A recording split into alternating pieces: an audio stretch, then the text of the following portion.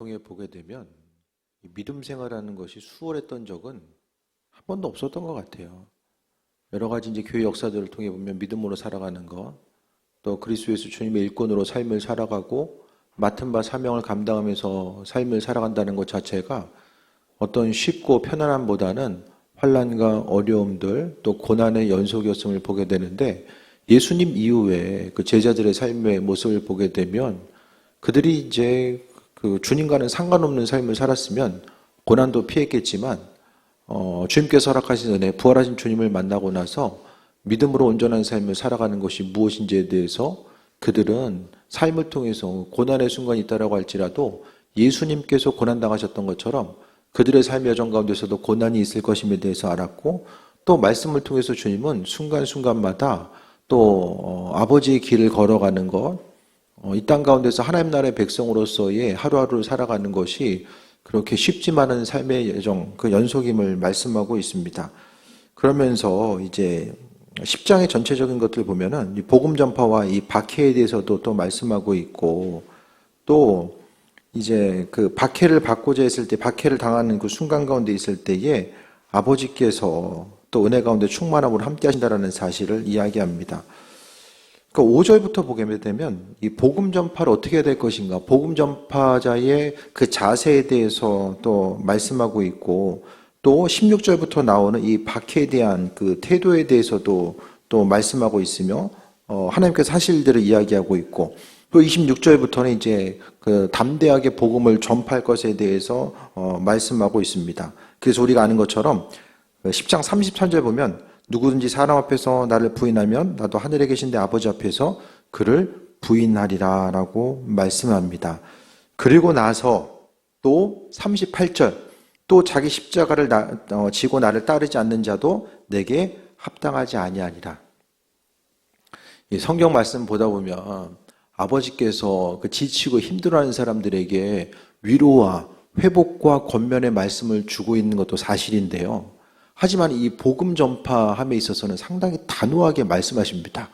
복음 전파하는 순간에 놓여져 있을 때에 우리가 그냥 단순히 뭐 교회 얘기하고 복음 얘기했을 때의 관계성 불편해지는 이 수준을 이야기하는 것이 아니라, 오늘 본문 가운데서의 복음 전파라는 것은 자신의 그 생명이 왔다 갔다 할 수밖에 없는 이런 그 절박한 상황들을 이야기하는데, 그러니까 분명하게 예수님은요, 주님을 따르는 삶이 쉽지만은 않은 삶, 또 예수님께서 친히 고통당하셨던 것처럼 그 제자들의 삶 역시 복음 전함에 있어서의 고통과 어려움이 따를 것에 대해서 분명하게 또 단호하게 말씀하셨고, 하지만 그와 더불어서 보상까지 말씀하고 있습니다.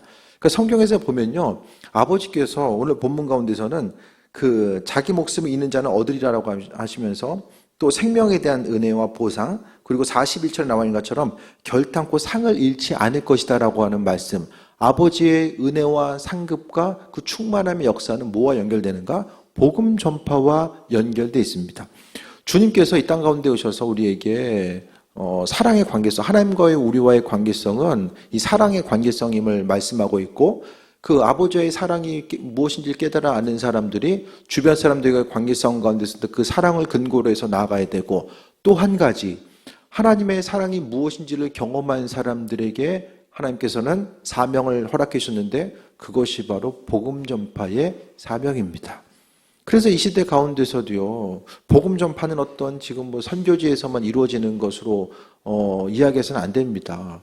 선교지도요, 지금은 그 청년, 동남아도 보면 청년 세대들이 그 이제 점점 숫자가 줄어들고 있어요. 거기도 조금씩 이제 고령화가 진행되고 있습니다. 인구는 늘어나는데 노년 인구가 더 이제 많은 부분 늘어난 부분들. 그러니까 지금 뭐 세상적으로 보게 되면 복음이 전파되는 이 순간순간 생각했을 때에 쉽고 편안하고 또 만만하게 전할 수 있는 지역이 제가 보기에는 남아있지 않는다라고 저는 보거든요. 그러니까 복음은 계속해서 전해져야 되고, 그 복음은 예수님께서 일하시지만은 그 사명 자체를 우리에게 맡겨주셨고, 또 오늘 본문 가운데서 39절 보면 십자가와 목숨과 연결지어서 말씀하고 있습니다. 그러니까 성경에서 이야기하는 이 복음 전파의 분위기 자체가 어떻습니까? 문만 열면 교인들 들어오는 그 예전에 그 뭐 70년대, 60년대 신앙생활 하셨던 분들은 전도가 잘 됐다라고 이야기하지만 좀 상대적으로 좀 수월할 수 있겠지만은 뭐 문만 열면은 교인들 알아서 들어오고 이건 아니잖아요.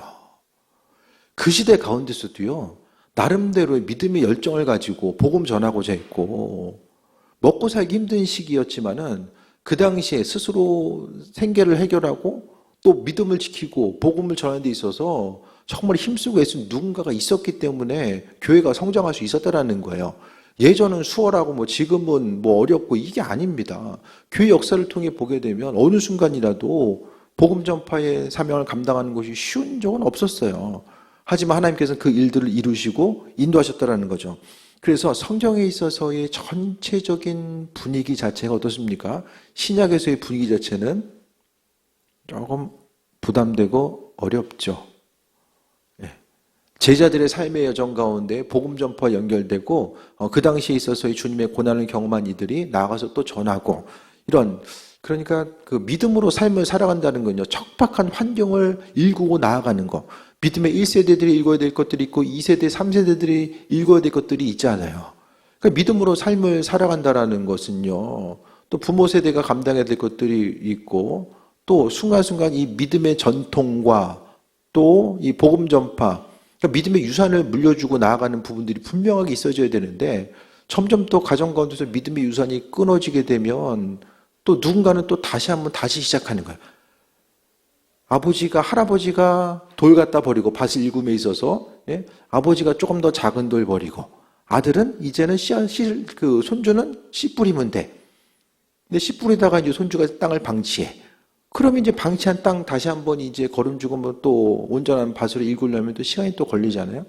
그 우리에게서 맡겨진 사명 자체를 또 감당해야 되고, 우리에게 있어서 정말 무엇보다도 우리 자신의 신앙을 지키는 것도 중요하지만 다음 세대들에게 믿음의 유산을 물려주고 왜 그들의 삶의 여정 가운데 그리스도 예수 주님이 필요한가, 그 부분에 대해서 분명하게 이 당위성을 증명해야 되는데, 그것이 바로 살아계신 주님께서 내 안에 계심의 증거이고 또 날마다 내 안에 주님 계심에 대해서 집중하는 사람은요, 결국 복음 전파에 마음의 중심을 두는 사람들이에요. 그러니까 조금이라도 주변을 통해서 전도하려고 하는 사람들이 예수님도 찾고요, 주님 보시기에 스스로의 행실도 좀 비춰보고, 누군가 보기에, 누군가가 나를 바라보기에 조금 더 모범이 되고 덕이 되는 삶을 살기 위해서 힘쓰는 거고요. 내 스스로 내가 조금 더 의로워지고 내가 조금 더 주님 보시기에 깨끗한 삶을 살아야지 이게 노력해서 의롭고 주님 닮아가는 삶을 살아가는 것이 아니라, 이 사람들에게 외부적인, 신앙인들에게서 자극이 중요한데 그 외부적인 자극이 뭐냐? 복음 전파입니다. 복음 전파에 관심이 있는 사람들은요, 거기 중심을 두는 사람은 신앙의 본능 자체가 이제 살아있고요, 또 주님께서도 그 사람이 복음 전파의 사명을 감당해야 되기 때문에 영육 간의 강건함과 있어야 될 것들, 필요한 것들도 채워주시고 특별히 더 영적인 능력으로 채워주신 이유가 거기에 있습니다. 선천적으로 그 복음을 전하기에 아주 특별하게 좀 좋은 성향과 성품을 가지고 있는 사람이 아니에요. 누구나가 다 복음을 전파한다라는 거, 예수님 당시도 그렇고 복음이 전파됐을 때에 그냥 어떤 사람들은 그냥 그 오랜 시간 기다렸던 것처럼 받는 이들이 있었고, 또 누군가는 주님이 전했음에도 불구하고 믿지 않는 사람도 있었잖아요. 하지만 우리에게 있어서 주님 오신 날까지 그 일들을 감당해야 되는데, 오늘 본문 가운데서는 예수님도 복음 전함에 있어서의 고통과 어려움이 무엇인지를 분명히 아셨기 때문에 그에 합당한 상급과 보상의 개념을 이야기하고 있어요. 오늘 말씀 가운데 신약에서 보면은 뭐 심은대로 거두는 그 부분에 대해서 이야기하지만, 특별히 어떤 그 행함에 따른 이런 보상에 관한 것들을 그렇게 많은 부분이 나오지 않거든요. 근데 오늘 특별히 보상을 이야기하는 거예요. 그러니까 주님 당시에도 그렇고 그 이후도 그렇고 많은 사람들이 복음을 전하다가 환난과 어려움들을 경험하게 되고, 또 예수님의 제자들, 그 예수님의 제자들의 제자들이 계속해서 이제 그 신앙 공동체를 지키고 나아감에 있어서의 박해와 환난이 있었고, 그러니까 오늘 주님은요, 그 고난당하는 이들을 향해서 그들이 온전히 믿음을 잘 지키고 나아갈 수 있도록 위로와 또 회복과 권면과 여러 가지 소망의 메시지를 줌에 있어서 또 하나님께서 그들에게 지금은 환난과 어려움들이 있지만 주님께서 은혜 허락하여 주셔서 하나님께서 허락하신 은혜의 보상이 있다는 사실을 분명하게 말씀하고 있습니다.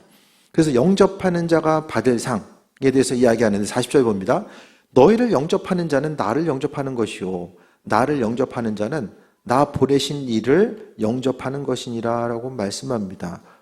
하나님이 예수님 보내시고 예수님께서 우리를 보내주셨다라는 거. 제자들에게 어떻게 생각하면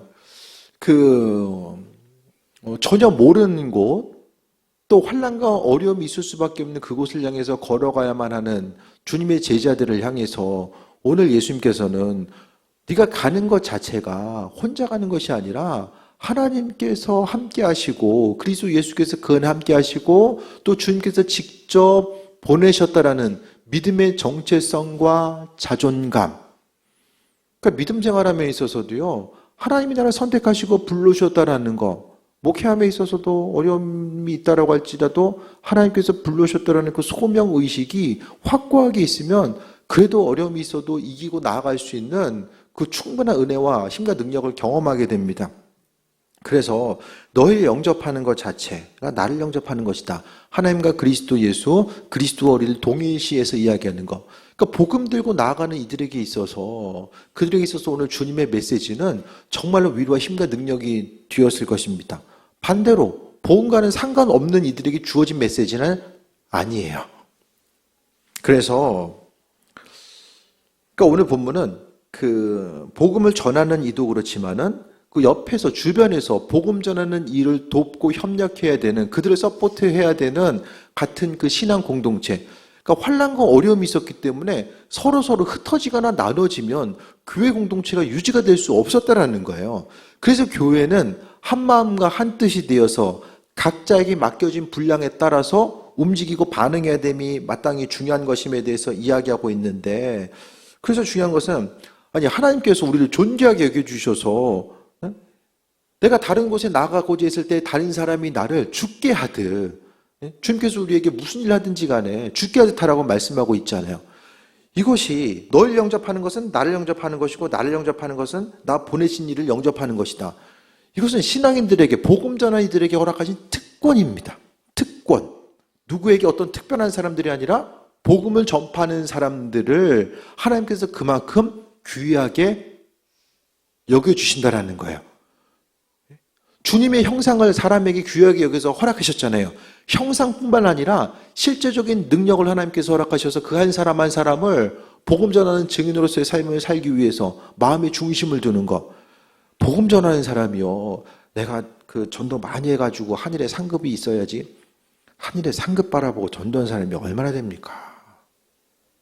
복음의 빚진 자로서 전하는 것이 그 한 영혼에 대해서 귀하게 여기는 마음과 내가 내 나름대로의 방법으로 그리스도 예수 주님을 사랑하는 마음을 복음 전파를 통해서 표현하고자 하는 그런 부분들이 중요한 거잖아요. 그러니까 주님을 기쁘시게 된 일이 뭘까를 생각하다 보니까 정말 예수님께서 기뻐하신 일들, 복음 전파의 사명을 감당하고 나아가는 것들. 그래서 우리가요, 이 땅 가운데 더욱더 존귀한 삶을 살아가는 것, 우리 자신에게 있어서의 스스로의 정체성을 선포하잖아요. 왕의 자녀로서 빛과 소금의 역할을 감당해야 되는, 또 왕 같은 제사장으로서 우리를 불러주셨는데 우리의 역할이 그거라고 한다면 주님께서 우리를 존귀하게 여기신 이유가 무엇입니까? 그분의 형상과 더불어서 하나님과 우리와 교제하고 동역할 수 있도록 만들어주시는 것. 그래서 우리는요, 복음 전파의 사명에 대해서 이제는 그 복음 전파에 대해서 그 부담감을 갖는 것조차도 하기 싫어하는 이 시대. 복음에 대해서 전하는 것 자체에 대해서 부담감을 갖는 이 시대를 우리가 살아가고 있는데, 하지만 우리가 사명과는 상관없이 삶을 살아가는 것이 그럼 어떻게 됩니까? 하루하루 살면 살수록 제가 몇 번 말씀드렸잖아요. 죄만 늘어나요. 5년 동안 죄를 얼마나 또 우리가 많이 졌습니까? 해를 수 없는 죄들이 입술로서 생각으로서 행동으로서 얼마나 죄졌어요. 그럼에도 불구하고 주님께서 우리를 살려주시고 이 땅 가운데 은혜 허락하신 것은 이 사명과 연결되어 있다는 거예요. 그래서 하나님 나를 영접하는 것이 바로 하나님 영접하는 것이다라고 말씀하신 거 보면 하나님이 복음 전하는 사람을 얼마나 귀하게 여겨주신다라는 거예요. 아니, 성경에서 이보다 더 큰 특권이 있습니까? 하나님께서 한 사람 한 사람을 존귀하게 여겨주시는데, 그러니까 예수님도 이 땅에서 고난당하셨으니까 주님께서 하늘로 올라가신 이후에 제자들이 고통당할 것이 무엇인지를 아셨잖아요. 그래서 요한복음의 마지막을 통해서 베드로가 남의 손에 이끌려서 두 팔을 벌리게 될 것이다, 그가 고난당할 것에 대해서 미리 말씀하시고 함께 하셨잖아요.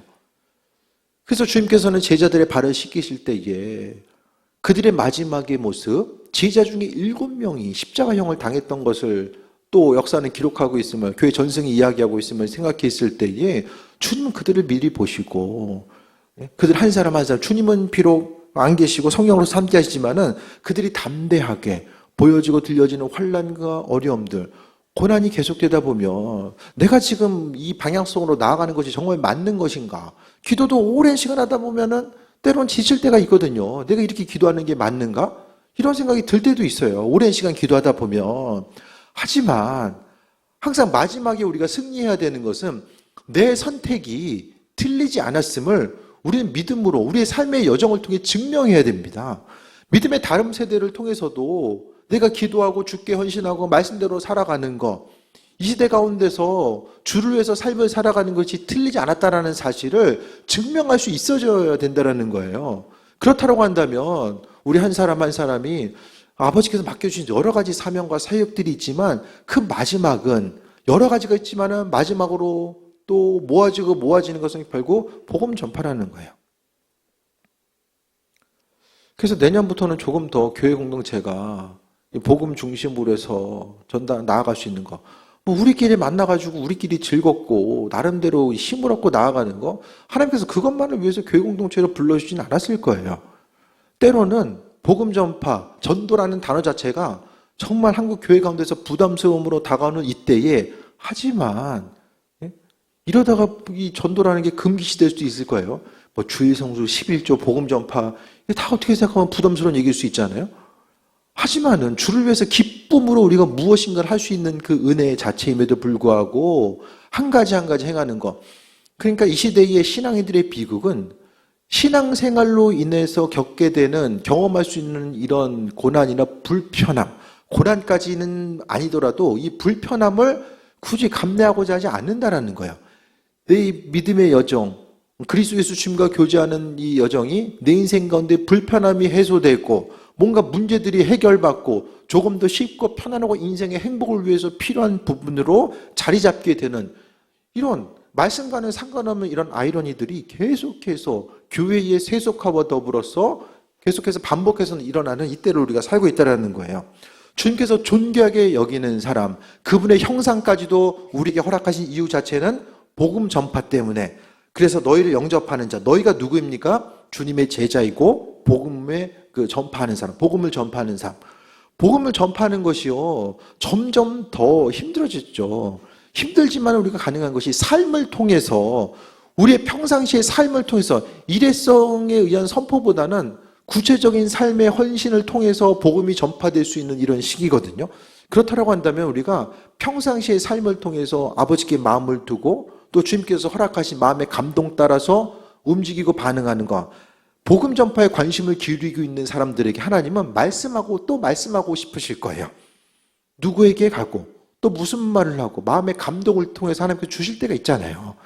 그 세밀한 음성에 하나 둘씩 반응하다 보면 주의 뜻이 무엇인지를 깨달아 알게 되고, 주님의 음성에 대해서 마음의 감동으로 주시는 것들에 대해서 하나하나 내가 할 수 있는 건 못하는 거, 이거 나누다 보면 어떻게 됩니까? 이 감동조차도 끊어지게 되는 거예요. 그러니까 복음 자체가 결국에는 그 한 사람을 살리는 일이기도 하지만 우리 자신이 끝까지 믿음 잃지 않고 나아갈 수 있는, 그 믿음 잃지 않고 끝까지 신앙의 정체성을 지키고 나아갈 수 있는 것이 복음 전파입니다. 복음과는 상관없이, 복음 전파는 상관없이 신앙생활 하다 보면 뭐가 됩니까? 내 자의식만 높아져요. 신앙생활이 오래되면 오래될수록 내 스스로의 자의식만 높아집니다. 자의식 높아지면 뭐 됩니까? 판단하게 되죠. 하는 사람, 안 하는 사람. 판단하는 마음이 계속 드는 것이 이게 자의식이 높아지는 거예요. 하지만은 복음 전파의 앞에서, 그러니까 바울 사도가 그토록 놀라운 일들을 행했음에도 불구하고 끝까지 죽는 그 순간까지 믿음 잃지 않고 복음의 본질을 지키고 나아갈 수 있었던 것은 그가 그 주님을 만나는 그 순간부터 그의 삶의 마지막까지 그건 전도자였기 때문입니다.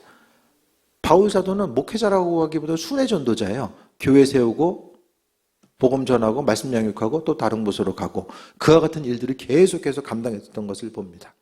41절에 선지자 이름으로 선지자를 영접하는 자는 선지자의 상을 받을 것이요 의인의 이름으로 의인을 영접하는 자는 의인의 상을 받을 것이요 누구든지 제자의 이름으로 이 작은 자에게 냉수 한 그릇이라도 주는 자는 상을 잃지 않을 것이다라는 말씀합니다. 여기서는 이제 복음 전하는 자의 입장이었다고 한다면 여기서는 복음 전하는 사람들을 영접하는 사람들, 그 두 가지가 약속되어 있어요. 복음을 전하는 사람, 또 그들을 영접하는 사람, 이 둘에게 상급을 하나님께서 허락하신다라고 말씀하고 있는데 이 그 본문 가운데 보게 되면 선지자는 누구입니까? 선지자. 주님의 제자들을 이야기합니다. 선지자는 주님의 제자들을 이야기하고 선지자의 이름으로 선지자를 영접하는 자는 선지자의 상을 받을 것이요. 그러니까 선지자의 이름으로 그러니까 예수님 때문에 그들의 사역을 협력하고 돕는 이들에게 어떻게 하신다라는 거예요? 선지자의 상을 하나님께서 허락하신다라고 말씀합니다. 그러니까 복음 전파의 사역은 혼자 감당할 수 있는 것이 아니라 협력해서 기도와 물질로서 헌신함이 함께 이루어져야지만이 효과적으로 이 복음이 전파될 수 있다라는 거예요.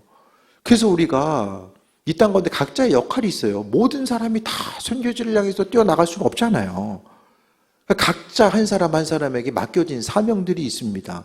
실제적으로 나가서 움직여야 되는 이 선지자의 사명을 감당하는 사람들은 실제적으로 선지자가 뭘 합니까? 복음 전파하고요. 선지자에게 주어진 것은 능력이 나타나요. 치유와 예언과 환상과 또 병고침과 귀신을 쫓아내는 그런 역사들이 이 선지자의 그 사명을 가진 이들에게 나타납니다. 지금은 말씀드리잖아요. 뭐 오중직임 해가지고 뭐 선지자 있고 뭐 그것보다는 오중직임처럼 이제 그런 역할을 그 비슷한 직임이 있지만은 이 시대에 뭐 누가 선지자고 사도도 그건 아닙니다. 하지만은 그와 같은 그 동일한 기름 부으심 가운데 사역해야 되는 그런 각각의 일꾼들이 세워져 있는 건 맞는 거예요. 이것이 바로 어떤 달란트일 수도 있고 또 한 사람 한 사람에게 주어진 은사일 수도 있는 거죠. 이게 만약 좀 더 극단적으로 가면은 뭐 나는 사도 누구입니다. 선지자 누구입니다.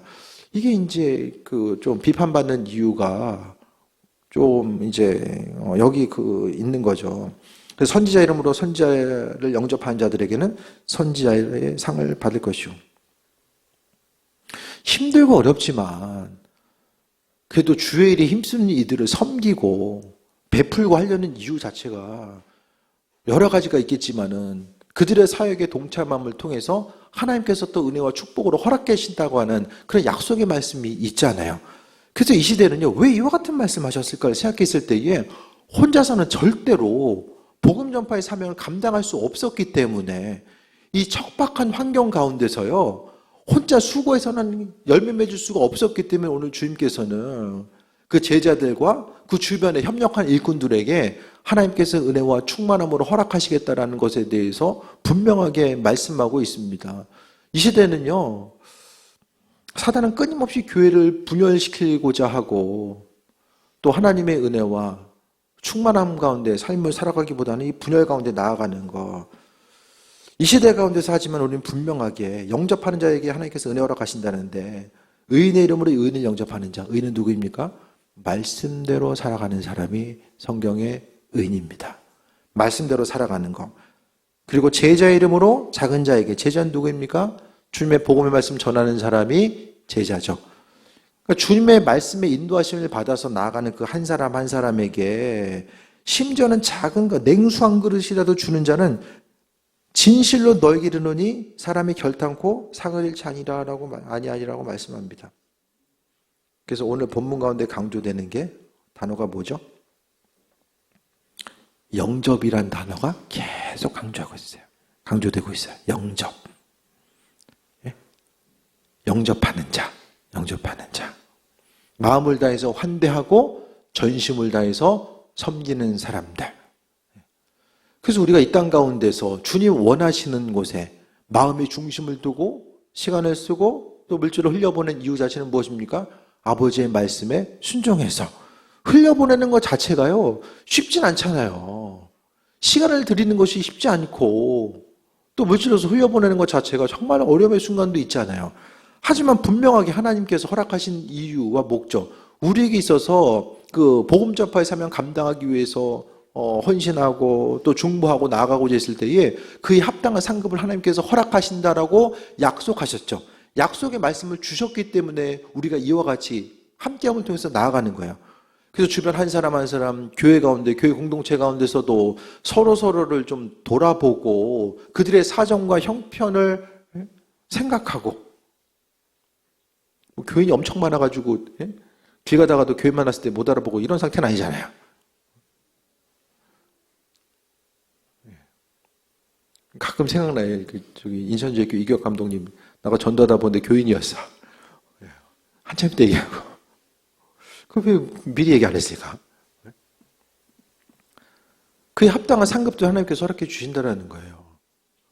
교회가 은혜 가운데 부흥하고 나아가기 위해서는 서로 나눔과 섬김의 모습들이 있어줘야 되고, 특별히 교인들끼리의 관계성 자체, 또 목회자와의 교인들과의 관계성 자체가 또 온전하게 세워져 있어야 됩니다.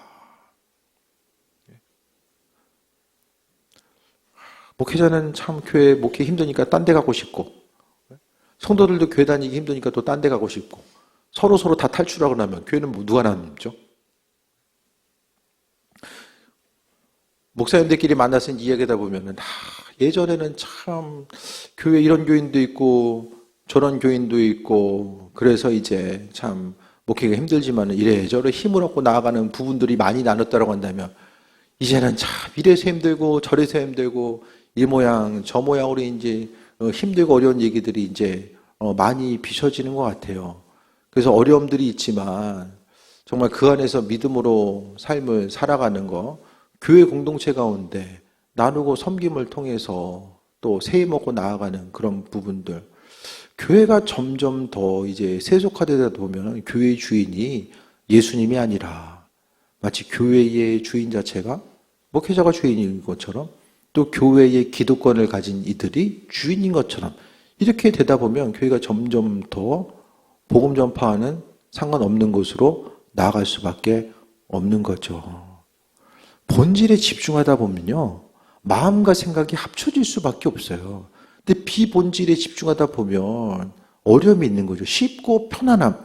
교회 공동체가 더 이상 그 고난받는 것에 대해서 심적으로 부담 갖는 것, 그리스도 예수 주임 때문에 부담스러운 것들을 멈추는 그 순간부터 교회 공동체는 이제 병 들어갑니다.